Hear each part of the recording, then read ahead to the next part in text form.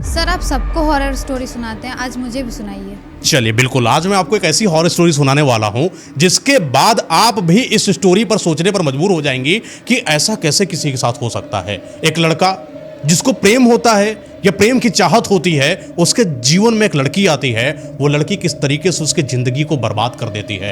ये वो स्टोरी है जो मैंने आज तक किसी को नहीं सुनाई, ना ही कहीं पर आपने सुनी होगी, और जिसने भी इस स्टोरी के बारे में सुना है वो बहुत ही लिमिटेड लोग हैं। तो आपको इस स्टोरी में जरूर मजा आने वाला है। तो चलिए स्टार्ट करते हैं। ये स्टोरी है गाँव की। देखिए, गाँव का जब कल्चर की बात आती है तो हर एक इंसान के अंदर बड़ी शालीनता आपने महसूस करी होगी, बड़ी ही मधुरता उनके अंदर, और दुनिया में कुछ कर गुजरने की क्षमता उनके अंदर होती है। ऐसा एक परिवार है जो बहुत ही सुसज्जित है। माँ है, बाप है, बहन है और एक भाई है। और जो भाई यानी कि विष्णु उसका नाम है, और जो उनके पिताजी हैं उनका मुंदर नाम है। मुंदर अपने लड़के से बड़ा प्रेम करते हैं। समय बीतता है, सारे के सारे जो गांव वाले लोग होते हैं उनके भी जो बच्चे होते हैं, बच्चियां होती हैं, काम करने के लिए कहीं बाहर जाते हैं, कोई अपना ही जो बिजनेस है उस पर हाथ बटा रहे होते हैं। लेकिन मुंदर ने अपने बेटे को कुछ ऐसी शख्सियत से नवाजा था कि जो वो चाहता था वो मुंदर उसको करने देता था।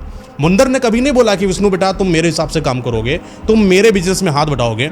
मुंदर ने बोला कि पापा मुझे ये करना है, मुंदर ने बोला ओके। विष्णु ने बोला मुझे ये करना है, मुंदर ने बोला ओके। यानी कि हर काम बाप और बेटी की रजामंदी से होता गया, और घर परिवार दिन दुगने चार चौगनी से कमाई होती गई और फलता फूलता गया। समय बीतता गया। लगभग जो लड़का था यानी विष्णु था, वही 25 से 26 साल का हो चुका था, और इसने अपने बलबूते पर एक बिजनेस को खड़ा करा था। यह बिजनेस कुछ ऐसा था कि आसपास के गांव वाले भी चाहकर भी उस बिजनेस को नहीं कर पाते थे। यानी कि इकलौता उस बिजनेस को रन करने वाला विष्णु था। अपने दम पर काम करता था, जम के पैसा कमाता था, और आसपास के गांव में धीरे धीरे अमीर होता चला जा रहा था। लगभग 28 साल, 32 साल, 33 साल, 34 साल, और आज उसकी उम्र 35 साल हो चुकी है। हर एक दिन वो कड़ी मेहनत करता और अपने मुकाम को हासिल करता, लेकिन इस काम करने की धुन में उसने न जाने कितने रिश्तों को नकार दिया था। कभी भी कोई आता बोलता मुंदर से कि आपका जो लड़का विष्णु है बड़ा ही प्रतिभावान है, प्रभावशाली है, मेरी लड़की से शादी करा दो, मैं तुमको ये दहेज दूंगा, ये तुमको घर दूंगा, इतना रुपया दूंगा तिलक में, इतना बहुत सारी बातें होती। लेकिन मुंदर ने बोला कि देखो बात ऐसी है कि विष्णु की रजामंदी के अलावा मैं कभी तुम्हें हानि कर सकता। अगर वो चाहे तो शादी कर ले, और जिससे वो चाहता है शादी कर ले, मैं कभी हस्तक्षेप नहीं करने वाला। तो जाकर मुझसे बात मत करो, विष्णु से बात करो। तो कई लोगों ने विष्णु से बातचीत इस दौरान करी भी कि मेरी बेटी से शादी करो। तो विष्णु ने हर वो इंसान को जिनसे जो शादी का निमंत्रण लेकर आए थे, आग्रह लेकर आए थे, उनको मना कर दिया। लेकिन वही होता है ना कि उम्र आपकी जब बढ़ती है, कार्य आपके जब अग्रसर होते हैं, तो एक समय पर आपको लगता है कि काश अपना भी परिवार होता। जब आपका बढ़िया चल रहा होता है तब तो कोई दिक्कत नहीं कि कोई साथी ना हो, कोई दिक्कत नहीं, मेरा पैसा, मेरा काम ही मेरा साथी है। लेकिन वो समय होता है जब आप अकेले बेचैन से होते हो और आपको ज़रूरत होती है किसी साथी की जो आपकी बातों को समझे, आपकी कमजोरियों को जाने। आपकी प्रतिभा को तो दुनिया जानती है, पर कमजोरी कोई आपका अपना ही जान सकता है। तो एक बार विष्णु को ऐसा ख्यालात पैदा हुआ कि यार लगता है कि कार्य करते करते इस बीच में ये भूल गया कि मुझे भी अपना घर बसाना था। 34-35 साल की उम्र तक आते आते न जाने उसने कितने रिश्तों को नकार दिया था।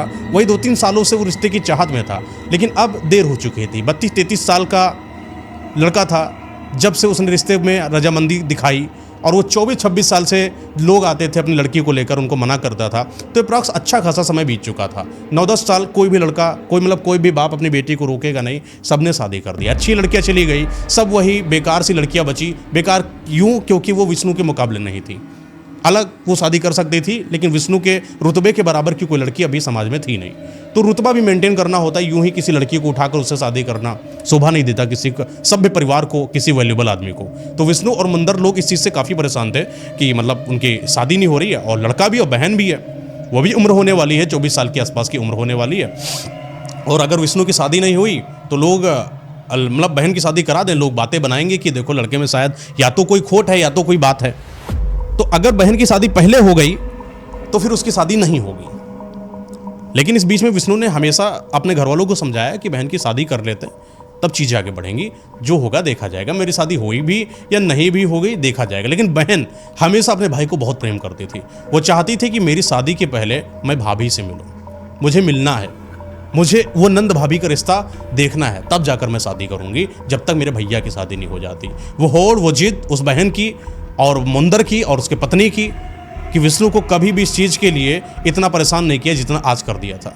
विष्णु बहुत परेशान हुआ, कई लोगों से बातचीत करा कि मुझे शादी करना है, कई दूर दराज से बातचीत करा। अभी तक तो जातिवाद के तहत चल रहा था कि अपने जाति में करो, लेकिन अब गैर जाति की भी चलेगी, किसी धर्म की भी चलेगी, कोई फर्क नहीं पड़ता, लड़की होनी चाहिए, सुसज्जित परिवार की होनी चाहिए, इतना काफ़ी है। लेकिन ये विष्णु को ये जो चाहत पैदा हुई कि अब मुझे लड़की चाहिए, ये काफ़ी देर के बाद पैदा हुई।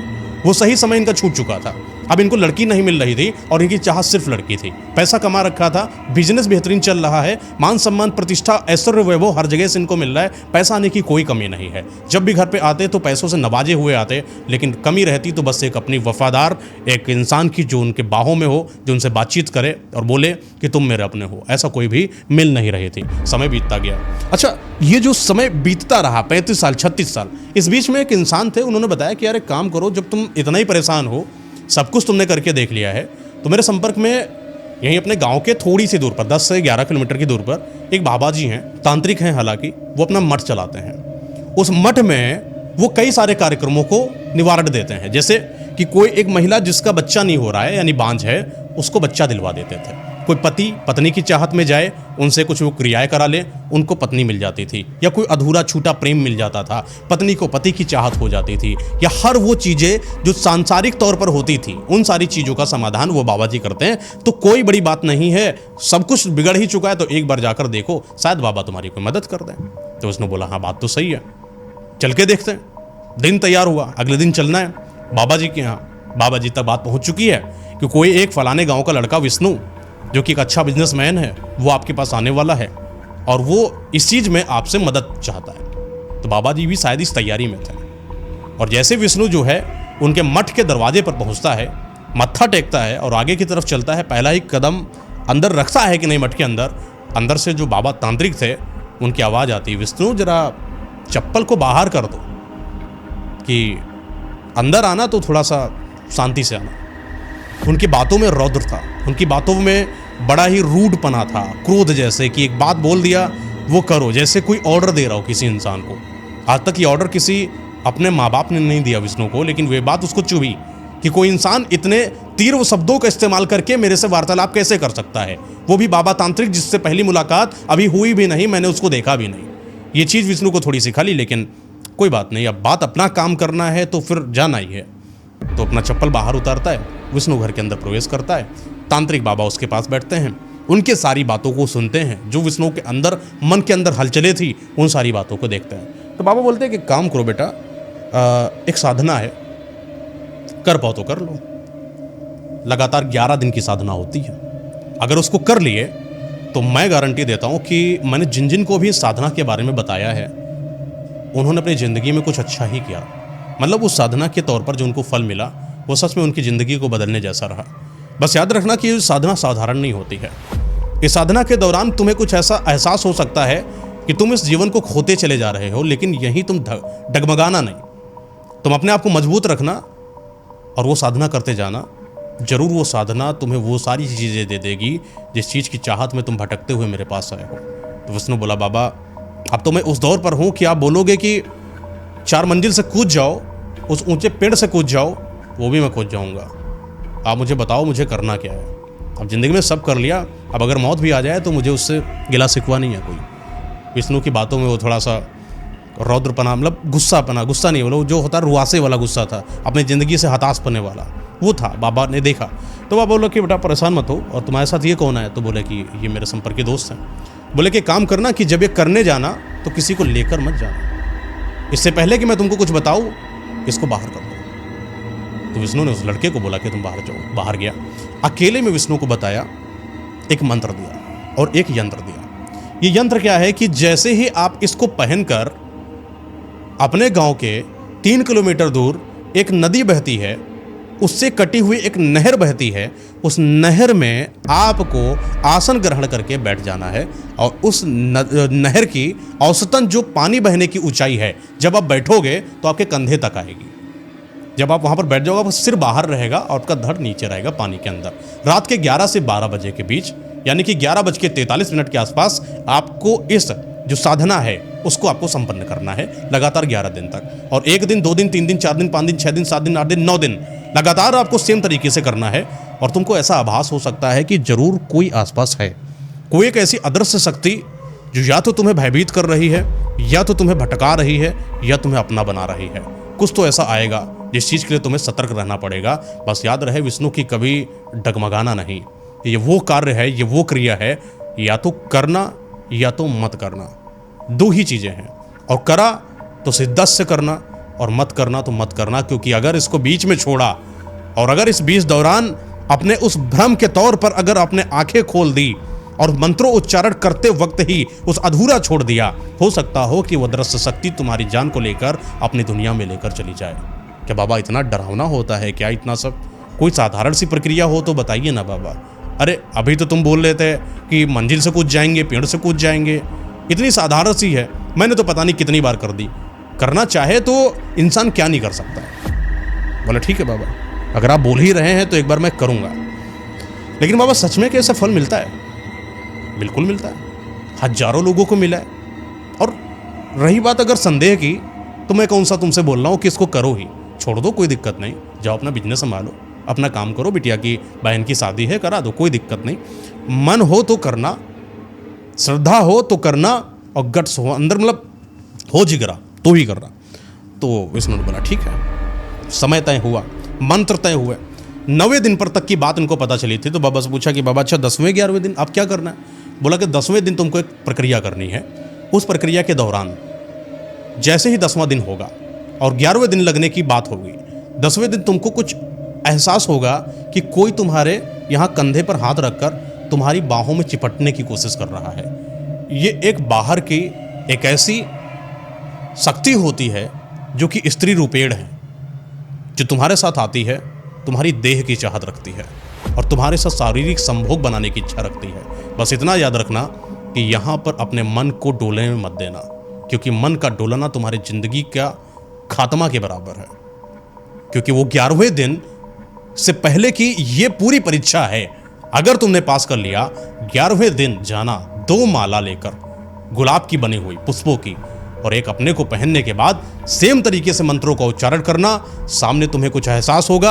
अगर तुम्हें दिख जाता है तो ठीक है, ना दिखे तो याद रखना कि ठंडी सी हवा चलेगी, समझ जाना आसपास कोई है और उसके नाम की वो माला वही जो आपकी नहर है वहीं पर बहा देना।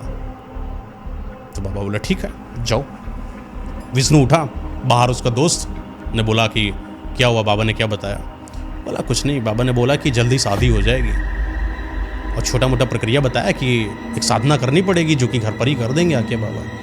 कुल मिला के इसको गुप्त रखना है, तो इसलिए अपने दोस्त को इसने बताया नहीं। सब लोग अपने घर आ गए। शनिवार से इस प्रक्रिया को आपको करना है, रात में करना होता था। तो तैयारी अपने आप को मजबूत करा।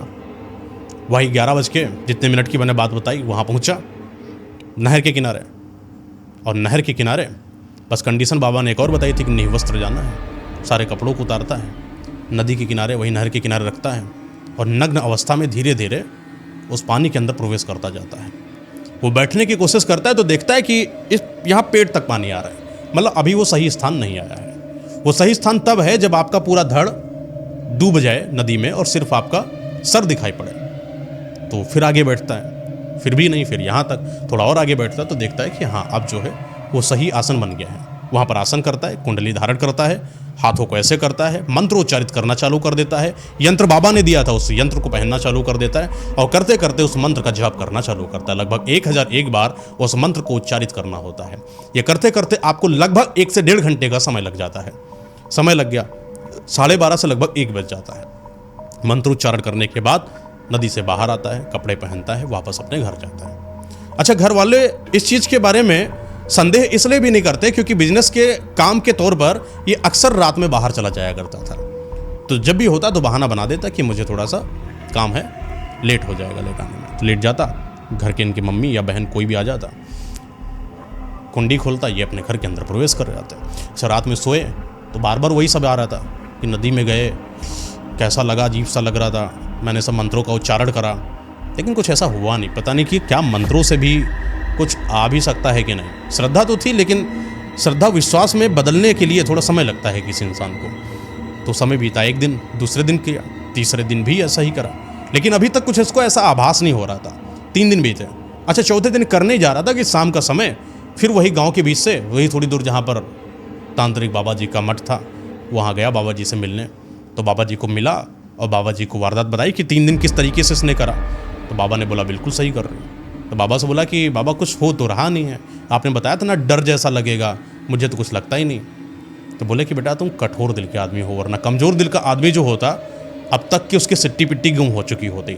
लेकिन अगर तुम कमज़ोर दिल के आदमी हो तो तुम नहीं कर पाओगे, और तुम कठोर दिल के आदमी हो तो ज़रूर ये तुम्हारी परीक्षा का अगला ही कदम है। तुम जाओ, यही प्रक्रिया तुम्हारे काम की है। ठीक है। चौथा दिन होता है, फिर वही रात में नदी के अंदर प्रवेश करता है, आसन ग्रहण करता है। आज जब मंत्रोच्चारण कर रहा होता है, 500 के ऊपर मंत्रों का उच्चारण करते करते इसको ऐसा आभास हुआ कि कोई अजीब सा जंगली जानवर इसके ऊपर हमला करने की कोशिश कर रहा है। और हमला को इसको दृश्य दिख रहा है कि कोई बाहर से बड़ा अजीब सा, बहुत गंदी शक्ल का भीषण, ऐसा लग रहा है कि कोई किसी को उजाड़ देगा, कोई ऐसा जंगली जानवर इसके ऊपर अटैक करेगा।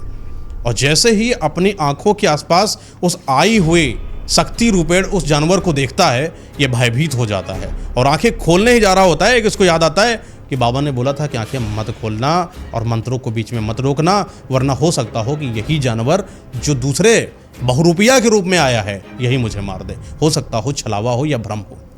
तो उसने अपनी आंखों को नहीं खोला और मंत्रों का उच्चारण करता गया। 1001 बार मंत्रों का उच्चारण करते करते इस बीच में इसको कितने ही बुरे ख्यालात आए। कभी तो इसको ऐसा लगा कि कोई हवा इसको उड़ाकर बाहर लेकर जा रही है, कभी कभी इसको ऐसा लगता कि कोई जंगली जानवर इसके ऊपर अटैक कर दे रहा है, कभी कभी इसको ऐसा लगता कि सांप जो है पानी के अंदर से ही आकर इसको पूरा लपेट चुका है। लेकिन ये इन सारी कृत्यों को होने के बावजूद भी ये अपने भावनाओं से डगमगाया नहीं और वो मंत्रों का उच्चारण करता गया। लगातार ऐसे करते करते 10 दिन हो चुके हैं, मतलब 9 दिन पूरे हो चुके हैं। आज 10वां दिन है। 10वां दिन का जो प्रक्रिया बाबा ने बताई थी वो प्रक्रिया जब इसने करी तो इसको ऐसा महसूस हुआ कि कोई एक लड़की है जो निःवस्त्र इसके पास आई है, मंत्र उच्चारित कर रहा है नदी के अंदर, इसके पीछे से कंधे पर हाथ रखती है, इसको पीछे से चिपट जाती है, इसको पूरा एहसास हो रहा है क्योंकि बाबा ने बताया था कि इस बीच अपने भावनाओं पर नियंत्रण रखना और कोई ऐसी गतिविधि मत करना कि तुम्हारा सारा कृत्य बर्बाद हो जाए। तो बाबा इसको अंदर से हुआ एहसास, इसको अपनी इंद्रियों पर कंट्रोल नहीं था। कई बार तो इसको अच्छा भी लग रहा था, वो जो स्त्री का शरीर सुख था इसको बड़ा प्यारा लग रहा था। बार बार इसको मन करा कि एक बार जो है देखें, खोल कर देखें आंखें, शायद यही हो जिससे मुझे मिलना हो, शायद इसी से मुझे शादी करनी है, शायद बाबा ने ही यही शायद भेजा है। लेकिन बार बार ख्यालात तो आ रहे थे, लेकिन इसको ये पता था कि ये ख्यालात बुरे हैं, ये ख्यालात पर हमें अपनी आंखों को नहीं खोलना है। 10वां दिन में उसने सही तरीके से अपने मंत्रों को अंजाम दिया। अब 11वां दिन होता है कि बाबा से फिर मिलने जाता है एक दिन, लेकिन बाबा ने बोला कि आज मत मिलने आना। अगर संपन्न कर दिया है तो संपन्न आखिरी दिन बचा है कर देना। मुझे पता है कि अगर तुम आज मेरी चौखट पर खड़े हो तो तुम संपन्न करके आए हो, अगर चौखट पर नहीं खड़े होते तो आज तुम लाश के रूप में नहर में बहे पड़े होते। तो बाबा से कोई बातचीत नहीं हुई। ये आता है, वही 11वें दिन की बात है, 2 माला बनाता है, इत्र लेता है, मंत्र है, मंत्र उच्चारित करते करते 2 मालाएं लेकर जाता है वहीं पर नदी में, और नदी में आसन ग्रहण करता है। एक माला खुद पहनकर सामने आसपास जो इत्र छिड़कता है और उस मंत्रों को उच्चारित करना चालू करता है। जैसे ही उच्चारित करता है 1000 मंत्र के उच्चारण के समक्ष प्रस्तुत होते ही होते इसको ऐसा लगा कि हाँ सच में कोई तो शक्ति है आसपास। बड़ी ठंडी ठंडी सी हवा इसको आसपास महसूस हुई, जैसे कि कोई बहुत ही ठंडीली बर्फीली वादियों में ये बैठा हो। पानी भी इतना ठंडा कि इसके शरीर को जमाए दे रहा था, जैसे जकड़ रहा हो पूरा शरीर और सुन्न पड़ता जा रहा हो।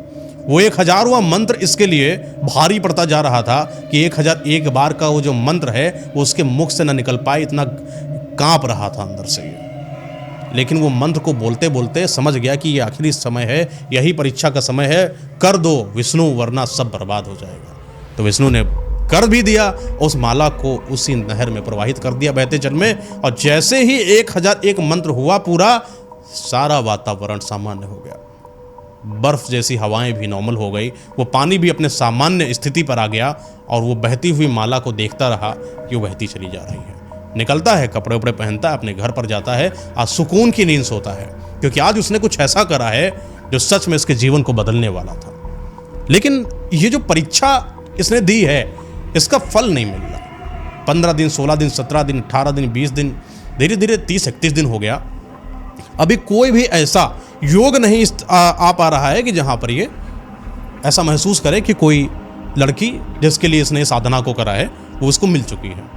लगभग वही 1.5 महीना बीता है। मुंदर के एक दूर संपर्की थे, उन्होंने बताया कि यार एक फलाने आदमी हैं जो अपने जाति से भी हैं, उनकी बेटियां भी बड़ी अच्छी है और घर परिवार भी बहुत अच्छा है, तो चलो एक बार देख लो चाहे तो मुंदर बोले कि अच्छा कहाँ की रहने वाली है? बोले है तो दूर की, लगभग 250 किलोमीटर दूर पर वो रहती है। अच्छा वो जो लड़की है उनके जो माँ बाप थे उनको कैंसर या पता नहीं कोई बीमारी हो गई थी जिसकी वजह से दोनों नहीं बचे थे। वो लड़की ही अकेले है उस घर पर और पूरा कारोबार जो है उसी के ऊपर है। यूँ कहे तो बिजनेस उनका ठप्प हो चुका है, अकेली लड़की रहती है। उनके चाचा ताऊ लोग रहते हैं लेकिन इतना कोई ख्याल नहीं रखते।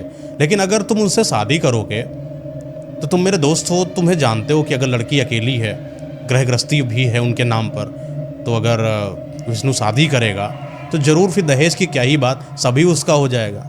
तो मुंदर को थोड़ा लालच तो पैदा ही हुआ कि लड़की भी मिल रही है, पूरी प्रॉपर्टी वाली भी मिल रही है और फिर अपने जात की भी है, और लड़की कैसी भी हो अब तो चाहिए भैया। तो विष्णु को बात बताएगी। विष्णु ने बोला कि कैसी भी हो, हाँ। विष्णु को लगा कि आज 1.5 महीने के बाद, इतने समय के बाद पहली बार सामने से रिश्ता आया है। तो विष्णु को बात कोई जैसे चमत्कार जैसी प्रतीत हुई, तो उसने बोला कि हाँ कर दो। मुंदर गए, वहाँ पर देखे चाचा ताऊ लोग मिले। अच्छा चाचा ताऊ का नज़रिया या वो बर्ताव जो था वो एक समधी के प्रति जैसा होना चाहिए वैसा था नहीं। ऐसा लगा कि जैसे हाँ ले जाओ, जैसे बड़ा छोड़ो ख़त्म करो वैसी वाली बात। लड़की से बातचीत करी, लड़की अच्छा बात करने में बड़ी प्यारी थी, सुशील थी, देखने में भी अच्छी थी, कोई बुरी नहीं थी। हाँ बहुत खूबसूरत तो नहीं थी, इतनी थी कि विष्णु उसके हिसाब की थी। विष्णु भी कोई बहुत तीरंदाज नहीं थे, अच्छे लड़के नॉर्मल से थे। तो विष्णु को बोला गया कि ठीक है, ठीक है करा दो भैया शादी। तो शादी वादी डन होती है, अपना समयों में निर्धारित करा जाता है, मुहूर्त निकाले जाते हैं, कुंडली का योग निकाला जाता है। कुंडली योग भी बड़ा प्यारा निकल रहा था। पता नहीं क्यों पुरोहित ने बोला कि मुंदर जी एक बात बताएं। बोला क्या? ये कुंडली जो है आज तक जितनी भी मैंने कुंडली बनाई कुछ वैसी कुंडली लग नहीं रही। कुंडली बड़ी अच्छी है, पता नहीं क्यों कुंडली ऐसी है जैसी मैंने कभी देखी ही नहीं है। ऐसी कुंडलियाँ तो किसी अप्सराओं की होती हैं या कोई ऐसी शक्तियों की होती हैं जो बहुत ही पावरफुल ऊर्जा की होती हैं। ये अगर लड़की आपके पास आ रही है, बड़ी भाग्यशाली हो मुंदर आप, किस्मत है, शायद किस्मत चल के दरवाज़ा खटखटाई है आपका, कर लो शादी ठीक है। लेकिन मुझे ज़्यादा नॉलेज नहीं, बस इतना है कि गुड़ तो पूरे मिल रहे हैं, ऊपर से भी गुड़ हैं। बोला ठीक है, पूरे गुड़ मिल रहे हैं? बोला हाँ पूरे गुड़ मिल रहे हैं, ठीक है। पहली कोई ऐसी कुंडली जिसमें 32 के 32 गुड़ दोनों मिल रहे हैं। शादी वादी सेट होती है, बड़ा धूमधाम से शादी करी जाती है। विष्णु जो दूर के कई गांवों में सबसे अमीर आदमी, और उसको दिखाई पड़ता है कि पहली शादी जो उसकी हो रही है कितनी धूमधाम से हो रही है, वो भी बड़ा खुश होता है। अंधाधुंध पैसा खर्चा होता है, बहन भी बड़ी खुश है। बस दिक्कत इस बात की है कि उसकी कोई साली नहीं है। बस दिक्कत इस बात की है कि बहन उसके कोई रिश्तेदारों से घुल मिल नहीं रही है, क्योंकि हो तब तो मिले। और उनके चाचा ताऊ भी अजीब से, जो सिर्फ शादी में हुए तो थे सम्मिलित, लेकिन सम्मिलित होना या ना होना बराबर था, क्योंकि शादी हुई कि नहीं वो चले गए। उनके घर से भी कोई ज़्यादा लोग आए नहीं थे। हालांकि सब शादी सेट है, लड़की अपना घर पर आ चुकी है, सारे रस्में, सारे जितने भी क्रियाएं होती हैं उन क्रियाओं को करा लिया गया। और क्रियाएं करने के बाद विदाई के तौर पर लड़की जो ससुराल से मायके जाती, मायके ससुराल आती है, ये सारी रस्में हो गई। अब लड़की पूर्णतया इनके घर पर आने के लिए सक्षम है। वो पहली बार जब सारी क्रियाएं हो चुकी हैं और लड़की जब इनके घर में प्रवेश करती है, और उसके 3-4 दिन के बाद ही की बात है कि मुंदर को पता नहीं ऐसा क्यों लगा कि घर में कुछ अजीब सा है। जैसे कि घर में अब वो सन्नाटा जो आने पर मिलता था, वो जो खुशी जो अपने बच्चों को देखने पर मिलती थी, वो जो किलकारी दिखती थी अपने घर के अंदर की ही होती इंसान की। घर में प्रवेश करता कोई इंसान, अपना बेड पर जाकर सुकून मिलता है, अब उसको अपने ही जगह पर जाकर सुकून नहीं मिल रहा था। तो बोला अपनी वाइफ से बातों बातों में कि अच्छा नहीं लग रहा है आजकल, कुछ बड़ा बेचैनी सी लगती है। तो वाइफ भी बोली कि लगता है शादी वादी हो गई है, लोड ज़्यादा ले लिया आप, बहुत ज़्यादा आपने साथ मेहनत कर दी, थक वक गए हैं, थोड़ा आराम कर लीजिए, घूम लीजिए, थोड़ा सा जब अपने शरीर को आराम देंगे थके हुए हैं तो सारी चीज़ें सही हो जाएंगे। तो मंदर बोला बात सही हो सकती है। धीरे धीरे 10 दिन, 11 दिन, 12 दिन ऐसे बीतते चलेगा, अपना अच्छा खासा चल रहा है। एक दिन की बात है, ये जो विष्णु की बहन है उस दिन अपने घर पर थोड़ा बेचैन सी बैठी हुई थी। तो उसने विष्णु को बुलवाया था। विष्णु थोड़ी सी दूर पर उसका बिजनेस था। विष्णु को कुछ बात बताना चाह रही थी, और वो विष्णु को क्या बात बताना चाह रही थी ये बात विष्णु को पता नहीं थी। जैसे कि उसको कुछ अजीब सी बात उसके साथ घटित हो गई है, वो वारदात उसको विष्णु के साथ डिस्कस करना है, लेकिन वो विष्णु तक बात पहुंचे इससे पहले ही कुछ ऐसा हुआ जो बड़ा अजीब सा था। विष्णु वहां से बिजनेस से अपने घर आ रहा था, और जैसे वो घर आ रहा था रास्ते में बड़ी तेज की आंधी आई। वो काले काले घने बादल, वो छमछमाती एकदम से बारिश, ऐसा लगा कि उसको अभी रुक जाना चाहिए और थोड़ा सा बारिश वारिश जब थमेगी तब आगे वो बढ़ेगा, क्योंकि भीग कर जाने का कोई मतलब नहीं है, घर ही जाना है। समय बीता, 1 घंटे 1.5 घंटे तक बारिश हो रही है। बारिश रुकने का नाम नहीं ले रही है, बहुत तेज बारिश हो रही है, बहुत तेज बिजली के खड़खड़ाने की आवाज़ आ रही है। ये जैसे ही घर पहुंचता है सब बिजली थम जाती है, पानी रुक जाता है, तो देखता है कि इसके घर के बाहर बड़ी भीड़ लगी है और सब रो रहे हैं। वहां पर रोया पीटी मची है इसके घर के अंदर ही। और जैसे वो दौड़कर देखता है तो उसकी बहन जो है खून से लथपथ मरी हालात में लोगों के बीच में रो रही महिलाओं के समक्ष पड़ी हुई है। और ये विष्णु देखता है, अंदर से टूट जाता है, क्योंकि इसको क्या बात थी ऐसी जो बहन बताना चाहती थी जो सुन नहीं पाया। तो पता चला कि हुआ कैसे, पूछा तो बताया कि आंधी बड़ी तेज थी, बिटिया ऊपर कपड़ा फैलाने गई थी, और क्योंकि आंधी में कपड़े उड़ जाते इसलिए कपड़े उठाने के लिए ऊपर गई, और आंधी का झोंका ऐसा आया कि उसको इस ऊपर इतनी दूर से नीचे गिरा दिया, और गिरने के वक्त इसका जो सर है वो किसी पत्थर पे लग गया, और पत्थर पर लगते ही इसकी मृत्यु हो गई। सारी अंतिम क्रियाएं करी गई जो होती हैं, बहन को विदा करा गया, अंतिम संस्कार हुए। अंतिम संस्कार के बाद जो शांत होता है, शोक मनाया जाता है, हर वो अंतिम संस्कार की विधियां, वो सब कुछ करने के बाद सारे के सारे लोग बेचैन अवस्था में यहाँ पर बैठे थे। अब करें, अब क्या हो, कैसे क्या हो। एक दिन और कुछ ऐसे ही समय बीता, 1 साल भी नहीं बीता था अभी। इनका बच्चा होने का था, कि बच्चा होगा कि नहीं होगा पता नहीं, लेकिन इनकी जो लड़की थी, इस चीज़ में मैंने आपको एक चीज़ नहीं बताया। जो बाबा ने, ये लड़की थी, जब लड़की आएगी, जब आपको माला पहनाएगी तो कुछ एक आवाज़ आती है, और वो आवाज़ क्या थी इस चीज़ के बारे में अगर आप ये स्टोरी सुन रहे हैं, वो वारदात आपको जानना बहुत ज़्यादा ज़रूरी है, क्योंकि ये जो लड़की आई है यही बड़ी रहस्यमयी है इस स्टोरी में, क्योंकि इसके आने के बाद ही जिंदगियां बदलना चालू हो गई हैं। और ये वो लड़की है जो साधना के बाद आई है। कहा जाता है कि वो जो लड़की के 11वीं जो साधना का दिन था, उस दिन जब आप माला पहनाने वाले होगे, 1000 मंत्रों का जब जाप हो रहा होगा, तो एक अजीब सी आवाज़ आपको सुनाई पड़ेगी, और वो तुमसे प्रसन्न होकर, खुश होकर तुमसे बोलेगी कि मैं तुम्हारे जीवन में आना चाहती हूं, अगर तुम लाना चाहते हो तो मेरी 2 शर्तों को मान लो। 2 शर्तों में पहली शर्त तो ये है कि मैं जो भी करूं, मैं जहां भी जाऊं मुझसे पूछोगे नहीं, और दूसरी शर्त ये है कि अगर कोई भी बात तुम्हें पता चल जाती है, इस बात के बारे में जिक्र किसी से नहीं करोगे, और साथ ही साथ वो 2 गलतियों की माफ़ी भी देती है। यानी कि 2 बार अगर तुम गलती करते हो तो मैं तुम्हें माफ़ भी करूंगी, लेकिन तीसरी गलती पर मैं तुम्हें छोड़ूंगा नहीं, खत्म हो जाओगे तुम। ये बात इसको पता थी। अच्छा, जब से लड़की इसके घर आई थी, ये कोई ना कोई ऐसी अजीब सी हरकत करती जो उसको बड़ी बुरी लगती विष्णु को, लेकिन विष्णु कभी मना नहीं करता था, क्योंकि नियम के तौर पर मना करना था ही नहीं, और ना ही कुछ पूछना था। अंतिम संस्कार सब कुछ हो गया, कोई दिक्कत वाली बात नहीं, सब कुछ आराम से जब धीरे धीरे नॉर्मलाइज होने लगा, तो एक दिन की बात है कि इसकी जो पत्नी थी वो बिना किसी को बताए मायके चली गई। अब ये मायके से आ रही है 15 दिन के बाद, अब ये वापस अपने आप आई है, और आई तो अब कोई पूछे नहीं कि ये कहाँ गई थी, क्यों गई थी, क्या करने गई थी, और ना ही किसी से इस बारे में जिक्र करना है कि मेरी पत्नी कहाँ है। तो ना माँ से पूछ सकता है, ना बाप से पूछ सकता है, बस इस चीज़ को फील कर सकता है कि मेरी पत्नी पता नहीं कहाँ गई है। 15 दिन के बाद आती है, बातचीत करते दौरान ये पूछ लेता है, कहाँ गई थी तुम 15 दिन से। पता नहीं कि उसको रात में हम बिस्तर होते वक्त उसको एक अजीब से धक्का देते हुए लड़की बोलती है, क्या तुम्हें पता नहीं है कि हमारे वादे क्या हुए थे। वो लड़की जो अभी तक मात्र लड़की लग रहे थे, अब उसकी आवाज़ में परिवर्तन था। वो आवाज़ वैसी ही थी जैसी नदी में उस वक्त आई थी आवाज़, वो जो नहर वाली आवाज़ थी।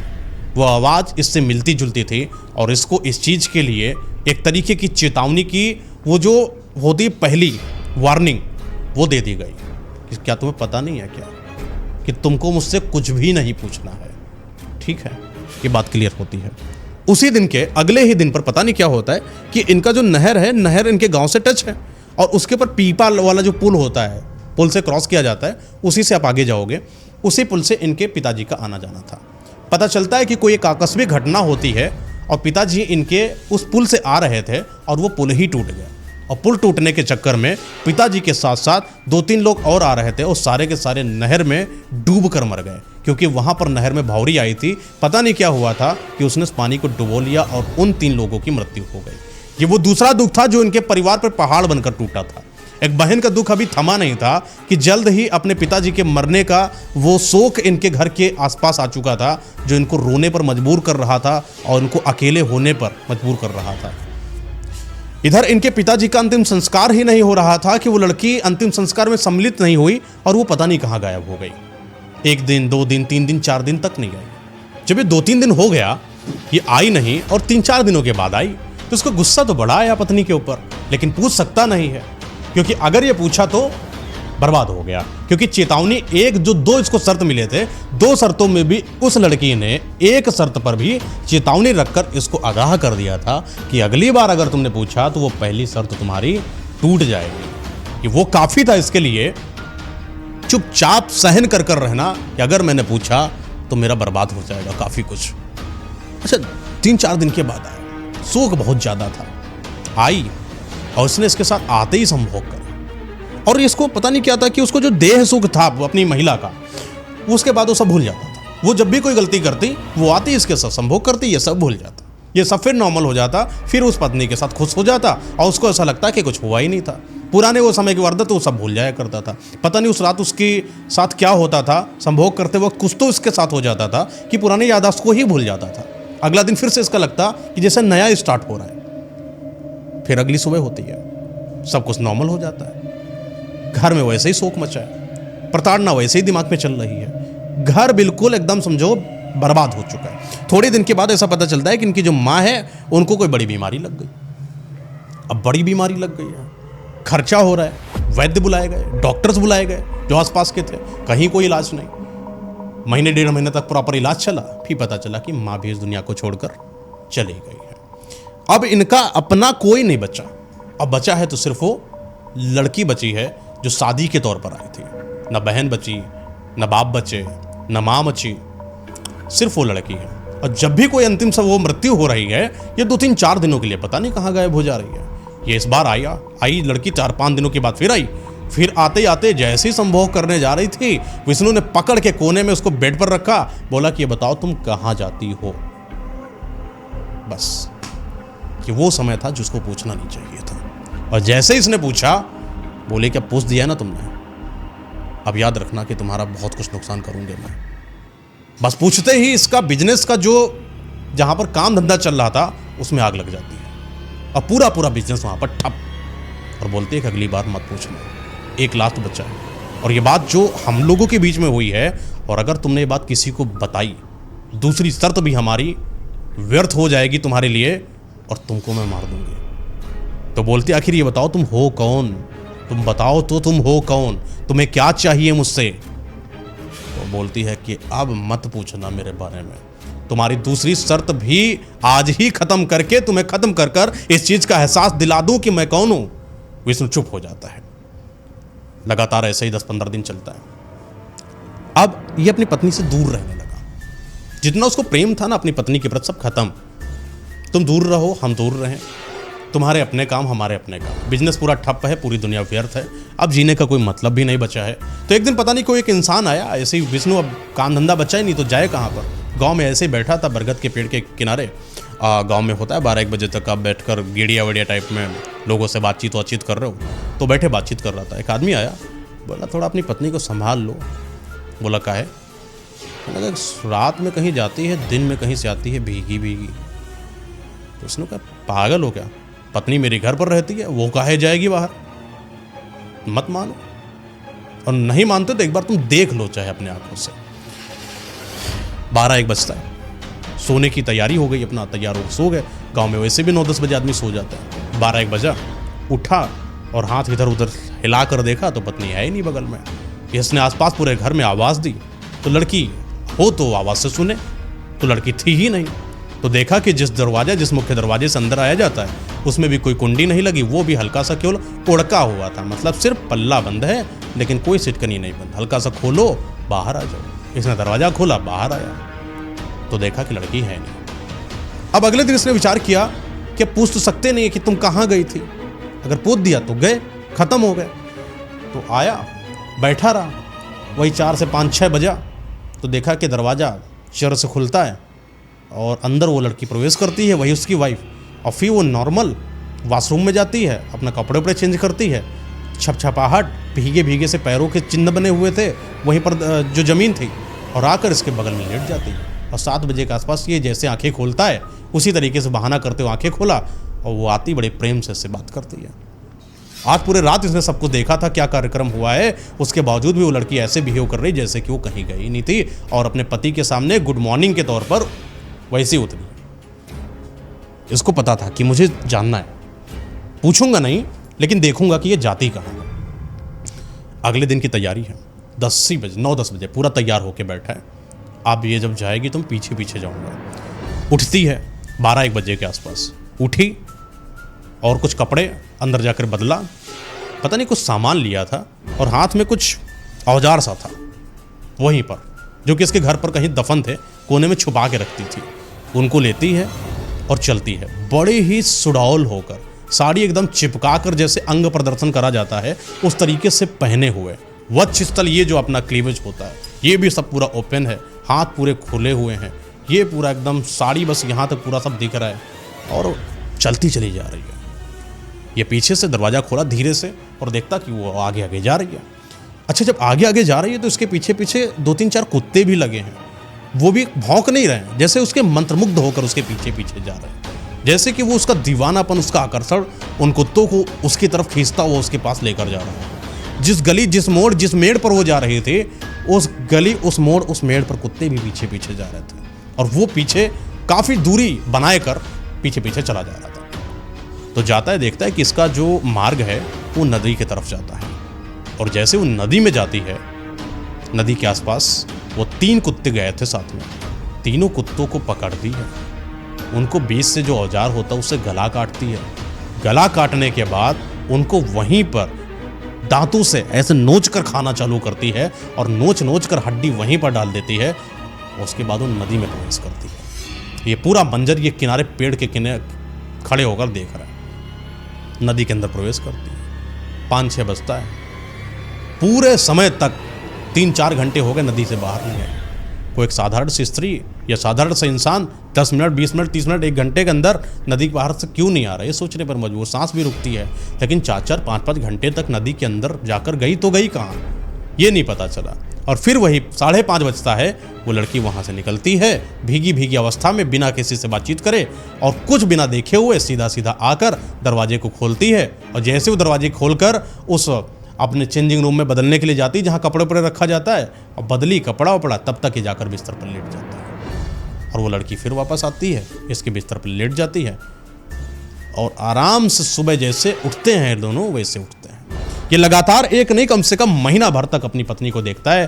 तो कभी कोई कुत्ता जा रहा होता है, अब तो इसने हदें पार कर दी। अब ये इंसानों को अपने साथ लेकर जाती, इंसानों को अपना दीवाना करती। जब भी कोई बाहर जाती, उसके पहले किसी घर के बाहर ऐसे हाथ से खटखटाती और वहाँ से एक इंसान निकलता, मतलब पुरुष निकलता, कि उसको कभी कोई महिला नहीं गई, पुरुष निकलता और उसके पीछे पीछे चला जाता और वो उसको वहाँ पर ले जाकर उसकी गर्दन उसी औजार से काटती, उसको अपने दांतों से खाती और उसके बॉडी के साथ वो संभोग करती। वहीं नदी पर खुले आसमान में बिना सर के, सिर्फ धड़ से।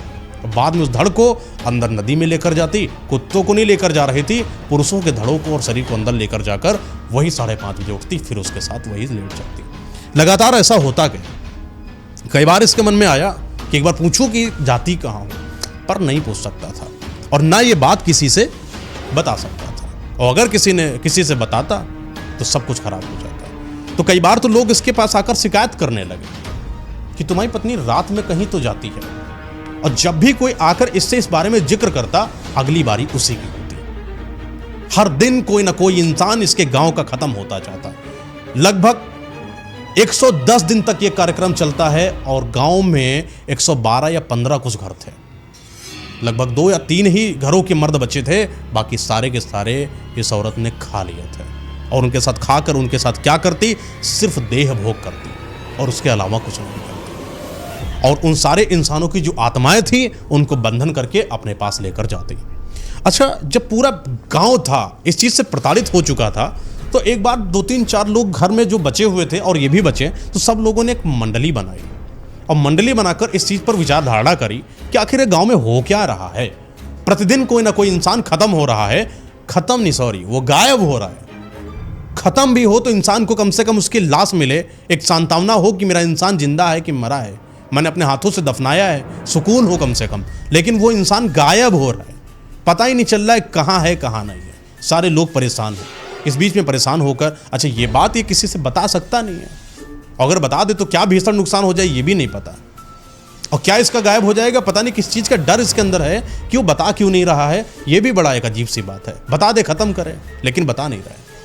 तो 3-4-5 लोगों की मंडली बैठती है, सब लोग कहते हैं कि यार हमें लगता है कि कुछ गाँव में अपने किसी की बुरी नज़र लग गई है और वो बुरी नज़र ही लगातार हम लोगों को मारती चली जा रही है। तो एक काम करते हैं, सारे के सारे लोग चलो गांव के थोड़ी ही दूर पर एक महाकालेश्वर मंदिर है, वहाँ पर ऐसा कोई चीज़ नहीं है जिस चीज़ का समाधान ना हो। वहाँ पर बाबा जी बैठते हैं, वो बाबा जी लोग महंत लोग को बताते हैं अपनी समस्या और सारी समस्या का समाधान हो सकता हो कि वो कर दे और हम लोगों के ऊपर ये लगा हुआ श्राप खत्म करे और हम लोगों को जीवन जीने दे। तो सारे 3-4 लोग, उसमें से एक आदमी था, बड़ा उत्तेजित आदमी था, ऐसा कैसे हो सकता है, मैं तो पता करूँगा पूरा, अगर कुछ ऐसा है तो मैं तो शांत नहीं बैठूंगा। थोड़ा सा टेढ़ा आदमी था, गुस्सैल आदमी था। सारे के सारे महाकालेश्वर मंदिर जाते हैं, वहाँ के संत महात्मा की मंडली बैठी होती है, उनसे अपना जिक्र करते हैं अपनी वारदात को। जब सारी चीज़ों का जिक्र करा तो महाराज जी लोगों ने बोला कि ऐसा काम करो, चलो अभी उठो, अभी चलते हैं गांव में प्रदर्शन करते हैं कुछ चीज़ों का और देखते हैं कि आखिर है क्या वहाँ, ऐसा हुआ क्यों कि सारे लोग गायब हुए। तो गए बाबा जी, एक बड़ी सी पोथी लेकर गए थे, मतलब बड़ी सी किताब सी थी, उसमें कुछ छींटे मारते थे। अगर कुछ ऐसी स्थिति पैदा हो जाए कि कोई इंसान जो गलत कर रहा है या कोई भूत प्रेत आत्मा का वहां पर कोई आशंका है, उसका चिन्ह निशान या उसका शक्ल वहां पर उस पोथी में दिखाई पड़ती है, सिर्फ डालते ही पानी, अगर वो असल में वहां पर है। तो बाबा लोग गए, गांव के अंदर पहले भ्रमण करा, पूरे गांव को एक तरीके से बंधन में डाला, और वो बंधन है कि मुझे पता करना है कि आखिर यहां पर ऐसा है क्या। यह बात है शाम के 6 बजे के आसपास। उस समय सूर्यास्त हो चुका होता है और कई सारी विशाल शक्तियों का आगमन होता है, कई सारी आकस्मिक, कई सारी तामसिक, कई सारी बहुत तरीके की शक्तियां होती हैं। तो बाबा लोगों ने वहां पर कुछ मंत्रों का उच्चारण करा। वो कई सारे बाबाओं की मंडली उस मंत्रों को जब उच्चारित कर रही थी, उनका जो शोर था इतना भयावह था कि आसपास की प्रकृति भी कांप उठे। वो मंत्रों का जाप लगातार वातावरण को पावर देता जा रहा था, और उनकी पोथी के आगे जो मंत्र उच्चारित हो रहा था वो भी अपने आप में बड़ा ही चमत्कारी टाइप का था। और बाबा ने वही पानी जैसे ही पोथी के ऊपर डाला, उस पर एक छनछनाती हुई जलती हुई कोई शक्ल बनती है। और ये शक्ल क्या है, ये बाबा सामने से पोथी लेकर आते हैं, 3-4 लोगों से पूछते हैं क्या तुमने इसको देखा है। सारे लोग विष्णु की तरफ देखने लगे। क्यों देख रहे हैं, क्योंकि वो विष्णु की पत्नी है। तो लोगों ने कहा ये क्या, अपना ही आदमी अपने ही घर के अंदर अपने ही बगल में बैठकर धोखा देकर हम लोगों के बीच में आंखों पर धूल झोंक रहा है, पहले तो इसको मारो। तो सारे महंतों ने रोका, गलती इसकी नहीं है, इसको तो यह भी नहीं पता कि हुआ क्या, वो पता करो जो असल में है। बाबा लोग चले गए। अब ये 3-4 लोग बचे। तो आदमी कहता मैं तो नहीं जाऊंगा घर के अंदर। बोला काहे नहीं जाओगे? बोला अगर उसको पता चल गया ना, जब जिसने सबको मार दिया तो मुझको भी मार देगी वो। विष्णु के अंदर इतना डर पैदा हो गया है कि उस लड़की का आज जो है पर्दाफाश हो चुका है, और पर्दाफाश के दौरान अगर उसको ये गलतफहमी भी हो गई कि मैंने तो नहीं बता दिया कहीं, वो इसको मार डालेगी। तो ये डर है कि अपने गाँव वालों के साथ बैठकर बोलता है कि एक काम करो, जो लड़की है, चलो देखते हैं ये करती क्या है। जो ये रोज खुद कृत्य करता था, आज सारे गांव वालों को लेकर जा रहा है, 4 लोग उसमें, और चारों मर्द। एक उसमें थोड़ा सा उजट आदमी, मैं देखूंगा कि उसको मैं मार दूंगा।